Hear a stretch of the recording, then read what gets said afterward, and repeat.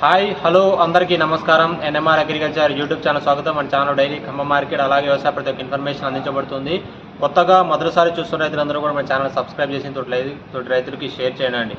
So ఈ యొక్క వీడియోలో చూసుకున్నట్లయితే ప్రధానంగా ఆంధ్ర తెలంగాణలో ఉన్న వివిధ వ్యవసాయ మార్కెట్లలో ఏ విధంగా మిర్చి కొనుగోలు జరిగాయి, అలాగే హాలిడేస్ వేసవి సెలవులు ఏ విధంగా ఉన్నాయో, సమ్మర్ హాలిడేస్ ప్రతి ఒక్కరు కూడా క్లియర్ కట్గా డిస్కస్ చేయడం జరుగుతుంది. సో మళ్ళీ మార్కెట్ రీఓపెన్ ఎలా అవడం జరుగుతుంది, సో ఇప్పుడున్నటువంటి ఏసీల్లో శాంపిల్ ఏ విధంగా కొనుగోలు చేయడం జరుగుతుంది, అలాగే గుంటూరులో ఉన్నటువంటి ఏసీల్లో, అలాగే ఇటు మన మదిర వచ్చవాయి నందిగాం యొక్క ఏసీల్లో ఏ విధంగా కొనుగోలు జరుగుతున్నాయి ప్రతి ఒక్కరు కూడా డీప్ డిస్కషన్ అయితే చేయడం జరుగుతుంది. వీడియోని పూర్తిగా చూసి లైక్ చేయండి. సో ఖమ్మం మార్కెట్ వచ్చేసి 14వ తారీఖు నుంచి జూన్ 6వ తారీఖు వరకు అయితే వేసవి సెలవు అయితే ఉండడం జరిగింది. సో 7వ తారీఖు నుంచి మార్కెట్ మంగళవారం రీఓపెన్ అయితే చేయడం జరుగుతుంది. అలాగే గుంటూరు మార్కెట్ చూసుకున్నట్లయితే మే 11వ తారీఖు నుంచి జూన్ 9వ తారీఖు వరకు అయితే సెలవు ఉండడం జరిగింది. అలాగే వరంగల్ మార్కెట్ కూడా సేమ్ కొనసాగడం జరుగుతుంది. Mostly June first week second వీక్లో మార్కెట్ అనేవి అన్నీ కూడా రీఓపెన్ అవ్వడం జరుగుతుంది. సో మార్కెట్ రీఓపెన్ జరిగిన తర్వాత నాన్ ఏసీ ఏదైతే ఉన్నాయో చాలా మంది రైతులందరూ కూడా ఇప్పుడు వేప చెట్ల కింద అలాగే కొన్ని ఏసీలో స్టాక్ పెట్టడం, అలాగే కొన్ని ఇంటి ఆరుబయట కూడా ఆరబెట్టుకుని కొన్ని మంది చేయడం జరుగుతుంది. అలాగే ఒంగోలు అలాగే నెల్లూరు యొక్క ప్రాంతాలు, కావలి ప్రాంతం నుంచి లాస్ట్ ఇయర్ అంటే ఇప్పుడు మార్కెట్లకు రావడం జరుగుతుంది. అవన్నీ కూడా ఇప్పుడు వేచి చూసి తర్వాత మార్కెట్ ఎప్పుడైతే రీఓపెన్ అవ్వడం జరుగుతుందో అప్పుడు అమ్ముకోవడానికి అయితే తీసుకొని రావడం జరుగుతుంది. సో ఈ విధంగా మార్కెట్లో రీఓపెన్ వివరాలు, అలాగే మార్కెట్ హాలిడేస్ వివరాలు ఈ విధంగా ఉన్నాయి. అలాగే ఇప్పుడున్నటువంటి అంటే ఆంధ్ర తెలంగాణలో స్టాక్లు ఏ విధంగా ఉన్నాయి, అలాగే ఏసీల రిపోర్ట్ ఏ విధంగా ఉంది, కొనుగోలు ఎలా జరుగుతున్నాయి ప్రతి ఒక్కరు కూడా చూసుకుందాం.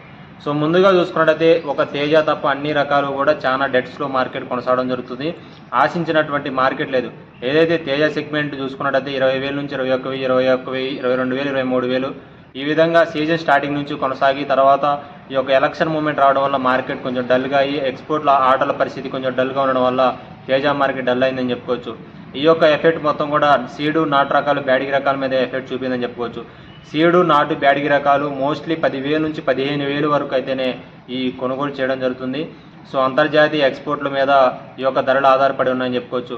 సో ఇప్పుడున్న పరిస్థితుల్లో ఆటల పరిస్థితి ఏ విధంగా ఉన్నాయి, ఎక్స్పోర్ట్ల పరిస్థితి ఏ విధంగా ప్రతి ఒక్కటి కూడా డీప్ డిస్కషన్ అనేది నెక్స్ట్ వీడియోలో చూసుకుందాం.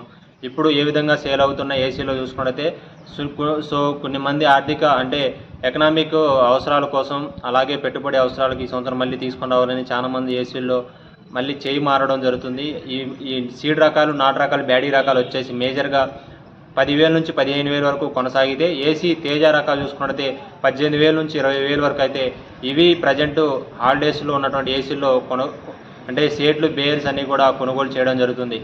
ఇప్పుడున్న పరిస్థితుల్లో సో రైతులందరూ కూడా అంటే అన్న మార్కెట్ అంటే మార్కెట్ తెరిచిన తర్వాత ధరలు ఈ విధంగా ఉంటాయా, సో మార్కెట్ మూమెంట్ అవుతుందా అని చాలామంది రైతులందరూ కూడా వెయిట్ చూస్తున్న పరిస్థితి ఉంది.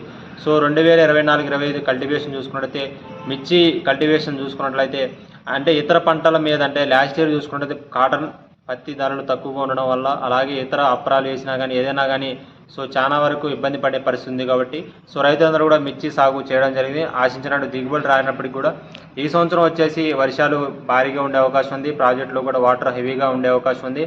అలాగే నెక్స్ట్ గవర్నమెంట్ ఏదైతే 4వ తారీఖు కౌంటింగ్ ఉంటుందో గవర్నమెంట్ ఎక్కిన తర్వాత ఇవన్నీ కూడా సమీక్షించుకొని అంటే చైనా ఎక్స్పోర్ట్లు అంటే బోర్డర్ అని కూడా రీఓపెన్ చేయడం జరిగింది. సో అంతర్జాతీయ వ్యవహారాల మంత్రి జయశంకర్ నారాయణ కూడా దానికి సంబంధించి న్యూస్ అప్డేట్ కూడా ఇవ్వడం జరిగింది. సో దాన్ని కూడా మీకు తమిళలో పెట్టడం జరిగింది. సో ఫ్యూచర్లో మార్కెట్ ఏ విధంగా ఉంటుంది అంటే అంతర్జాతీయంగా అంటే చైనా కావచ్చు, బ్రిటన్ కావచ్చు, సింగపూర్, అలాగే మలేషియా, శ్రీలంక, అలాగే నైజీరియా, అమెరికా, ఆఫ్రికా ఖండాలు, ఆస్ట్రేలియా, న్యూజిలాండ్ ఈ యొక్క దేశాలకి మేజర్గా మనం ఇచ్చి వెళ్ళడం జరుగుతుంది. ఈ దేశాలకు వెళ్ళినా కానీ స్టడీ మార్కెట్ 200 కొనసాగే అవకాశం ఉంది.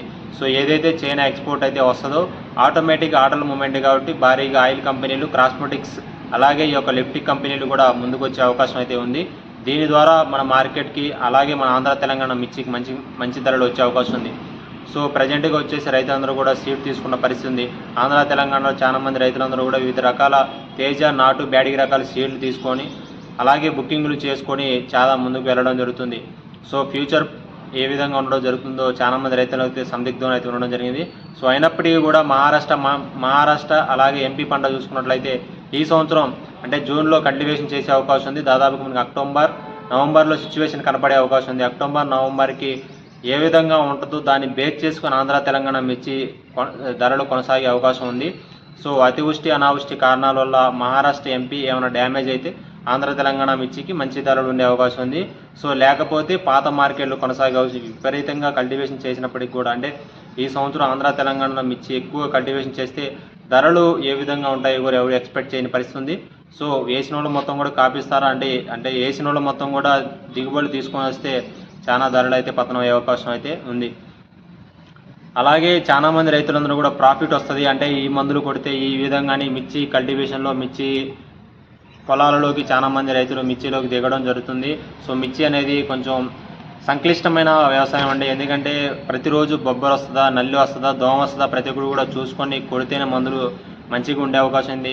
లేకపోతే మనం ఈరోజు అంటే లక్షలు పెట్టుబడి పెట్టినా ఒక్కొక్క 2 రోజుల్లోనే మార్కెట్ డౌన్ అయినా లేకపోతే తోట తిరిగిపోయినా చాలామంది రైతులు మిర్చి ధరలు అలాగే మిర్చి రైతులు ఇబ్బంది పడుతున్న పరిస్థితి, ఫెయిల్ అవుతున్న పరిస్థితి అయితే ఉంది. సో ఇంత మంచి కల్టివేషన్ చేసిన సీడ్ కానీ అలాగే వచ్చేటువంటి సీడు లావు కాయలు వస్తే మాత్రం చాలామంది రైతులందరూ ఇబ్బంది పడే అవకాశం. ఎందుకంటే ఇది చాలా డూ ఆర్ డై సిచ్యువేషన్లో మిర్చి కల్టివేషన్ అయితే ఈ సంవత్సరం చేయాల్సిన పరిస్థితి ఉంటుందండి. ఎందుకంటే ఇప్పుడున్న పరిస్థితుల్లో మార్కెట్ డల్గా ఉండడం అలాగే ఏది కూడా మిర్చి రైతుకి అనుకూలించిన పరిస్థితి అయితే ఉంది. ఎందుకంటే సో ఇటు వర్షాలు కూడా ఎక్కువగా ఉండడం అలాగే మార్కెట్ సిచ్యువేషన్ డౌన్గా ఉండడం అలాగే తెగులు విపరీతంగా వచ్చే అవకాశం అయితే ఉంది. ఇవన్నీ కూడా తట్టుకొని ముందుకెళ్తే మిర్చి రైతు కల్టివేషన్ ఏ విధంగా ఉంటుందో కొంచెం ప్రశ్నార్థకంగా మారిసిన పరిస్థితి ఉంది. సో అలాగే తేజ రకాలు, నాటు రకాలు, బ్యాడిగి రకాలు అలాగే ఎక్స్పోర్ట్లు ఏ విధంగా ఉన్నాయి ప్రతి ఒక్కరు కూడా నెక్స్ట్ వీడియోలో డిస్కస్ చేయడం జరుగుతుంది. ఇప్పుడు వేసవి సెలవులు మార్కెట్లో ఈ విధంగా కొనుగోలు చేయడం జరుగుతుంది. సో మిర్చి కల్టివేషన్ గురించి ప్రతి ఒక్కరు కూడా డిస్కస్ చేయడం జరిగింది. సో వీడియో నచ్చితే లైక్ చేసి తోటి రైతులు షేర్ చేయండి. ఉంటానండి, బై.